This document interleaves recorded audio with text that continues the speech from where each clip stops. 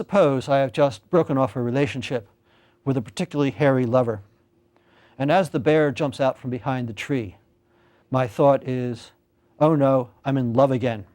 I interpret all these sensations as, in fact, falling in love. Absurd? Well, of course. But if you think about some of the arguments that some of James's own contemporaries in physiology had made, for example, that the sensations in the physiological upset accompanying a great many emotions were in fact the same, and yet we distinguish the emotions quite sharply, then you can see that what I've given is really just an extreme example of that same doubt. How do we individuate and identify emotions? You can't just say on the basis of the perception, because the perception, as far as we've got it here, is simply the perception of a fact, namely, here's a bear. And it can't be in the physiology, and it can't be in the sensations that make up the emotion. One has to say that something else is going on here. And of course, Sartre just jumps in with 2 feet and says, of course, the fact that emotions are intentional means that what distinguishes an emotion and identifies it is precisely the kind of thing that it's about. One might again modify James and say, for example, instead of thinking of the perception as just the perception of a fact, namely, here's a bear, what one actually perceives is already deeply value-laden, so that what I see is not a bear, but what I see is a great danger in the shape of a bear. And that gives us some mileage. But even then, it's often been argued, for example, by cynics, that love and the feelings of love are in part impelled by a sense of danger, in which case my absurd hypothesis that I might be falling in love again becomes at least a little bit plausible. How are we to understand this? And it seems to me that the basic idea is that what James is doing is over-physiologizing the emotions. In James's defense, I should say that at the time he was writing at the end of the 19th century, this was a bold and very important move. There were a great many psychologists, both American and European, who were focusing on psychology in terms of the measurement of very particular differences in perception and such.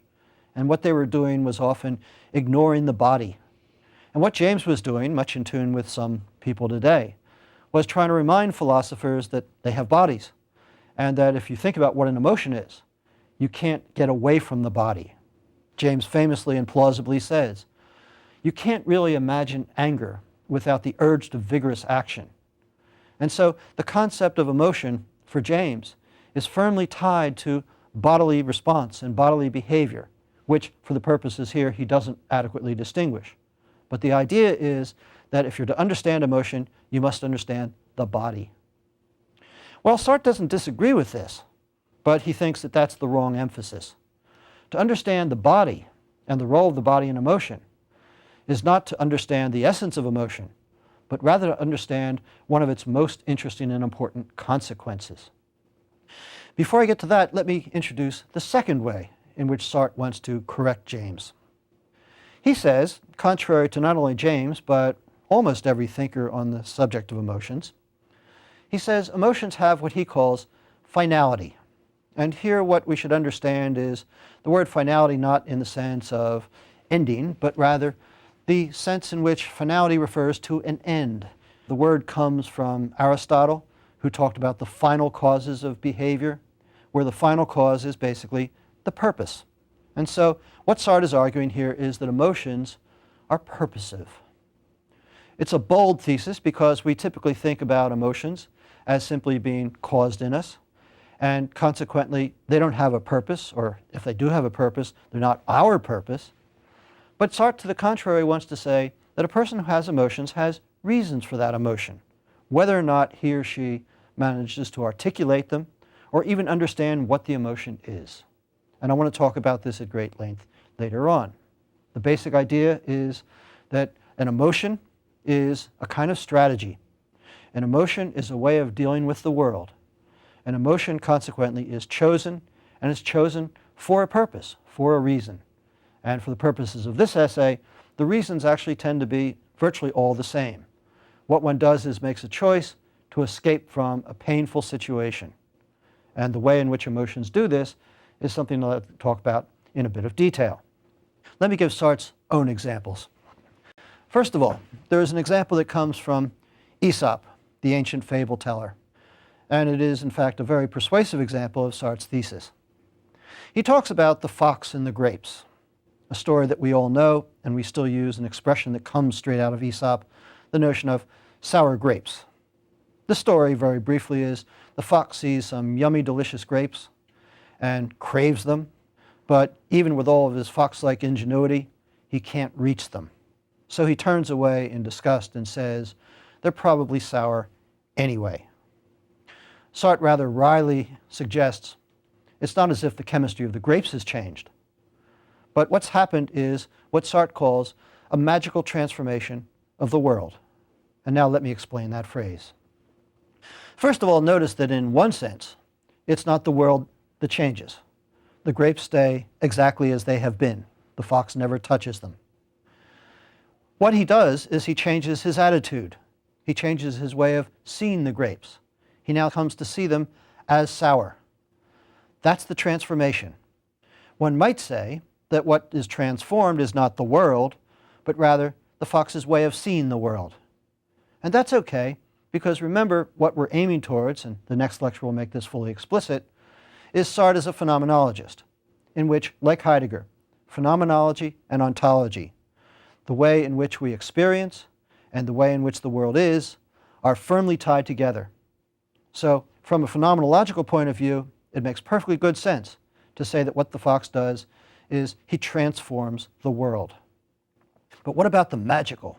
Well, that's where it gets really fascinating. There's a sense in which the fox might actually change the grapes. For example, we can imagine a very spiteful fox who, unable to reach the grapes, takes a spray can and makes them sour by putting a chemical on them. In which case it's true that the chemistry of the grapes has changed, that in fact the grapes now are sour, and sometimes we behave like this, ruining, for example, what we can't have so that no one else can have it. But often what we do is this kind of magical transformation, which means that instead of actually doing something to change the world or to change the situation, we transform it as if by fiat in our minds. And what the fox does here, exemplifying the emotion of resentment, something that Nietzsche talks about at great length, is he refuses to accept himself as a failure. He refuses to accept himself as having been not up to the difficulty of acquiring the grapes, and so instead he sees himself now as a wise fox who is not willing to expend any more energy on such a wasted project. That idea of escaping from a difficulty, of using one's emotions to escape from the world, is the heart of Sartre's thesis in this early essay. He says emotions basically are a mode of escape behavior. And what that means is we have our emotions not because they are caused in us, say by frustrating circumstances, but rather we have our emotions because they are a way of dealing with the world in which we come to see ourselves as better off than we would otherwise. Let me give another example from Sartre, this one not nearly so plausible, but nevertheless I think it illustrates the thesis in a very dramatic way. He's concerned with a young woman in Victorian times who finds herself caught, let's say at a ball, with a bunch of men who are telling off-color jokes.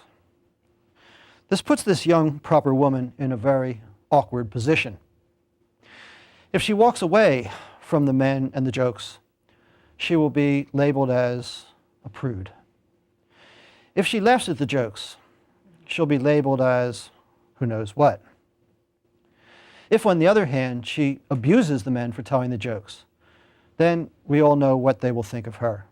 In short, all of her options are unacceptable, because in all of them, she comes off as being much worse off than she now is. So what does she do? And Sartre suggests she faints dead away. Now perhaps this isn't a phenomenon that we see very often in the world as it approaches the new millennium, but certainly in the last century or so, such phenomena were well documented and frequent. One can try to explain them through the side door by saying, for example, that the corsets such women wore were much too tight, depriving them of oxygen, and that's probably true. But nevertheless, one has to explain Why did they faint dead away at precisely that moment? And one can add to that a kind of Jamesian thesis, because they were flushed with excitement, and that made it all the more serious.